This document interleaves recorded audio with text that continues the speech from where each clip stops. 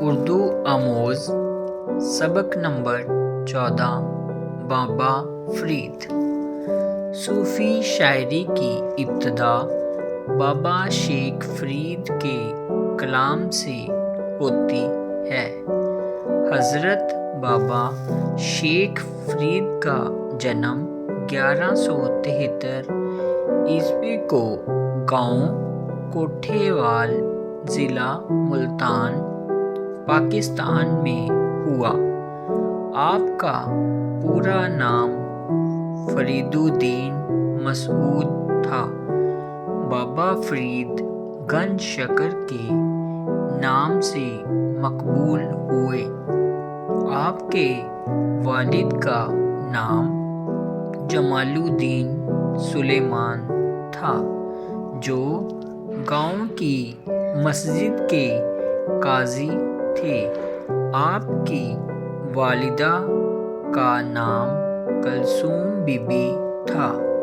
بابا فرید کے بزرگ کابل کے ایک عالم خاندان سے تعلق رکھتے تھے، جو بعد میں ترک وطن کر کے ملتان پہنچے۔ بابا فرید نے ابتدائی تعلیم اپنی نیک اور دیندار والدہ کے ہاتھوں پائی۔ انہوں نے بابا فرید کو نماز روزے کا پابند بنایا۔ 18 سال کی عمر میں تعلیم مکمل کرنے کے لیے ایک مدرسے میں داخل ہو گئے۔ اسی دوران ان کی ملاقات حضرت بختیار کاکی سے ہوئی، جن کی روحانی عظمت سے بابا فرید بہت متاثر ہوئے۔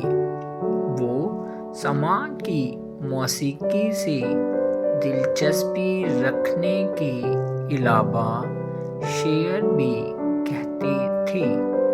آپ کے اشعار عربی، فارسی اور ہندی میں موجود ہیں۔ آپ کے ہندوی کلام میں سندھ سے ہند تک کی مقامی بولیوں کے لفظ ملتے ہیں۔